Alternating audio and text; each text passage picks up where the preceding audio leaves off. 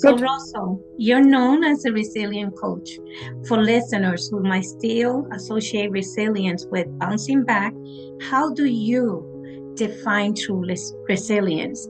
And what are some of the continuous misconception about it?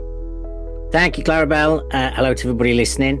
So, I define resilience as springing forward with learning. Springing forward with learning, which I appreciate is a simple reframe of bouncing back. However, when you apply it, it's quite different. So I've noticed that one of the reasons I'm not a fan of bouncing back as terminology is that many people believe that they're being resilient when they face into a challenge, and then they say to themselves, right, that challenge is over, I'll now bounce back. I'll go back to how I was before this situation happened. And I'm standing there or sitting there and going, well, you can't go backwards.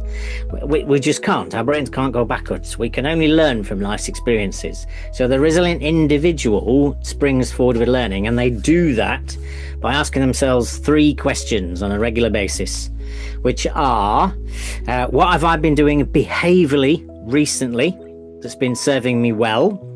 What have I been doing behaviourally recently that's not been serving me well? And how can I do more? The answer to the first question in terms of helpful behaviours.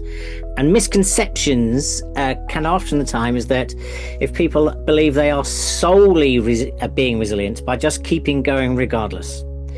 So when we are overwhelmed and keeping going, yes, there's an element of resiliency to that. However, the more resilient individual will actually pause. They'll stop. They'll understand that they are in this hamster wheel, in this situation.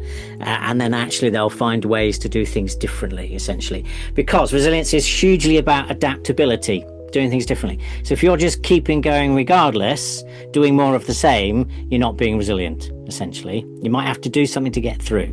So, spring forward with learning, and be careful that you are solely believing you're being resilient by just keeping going regardless, because that's only occasionally.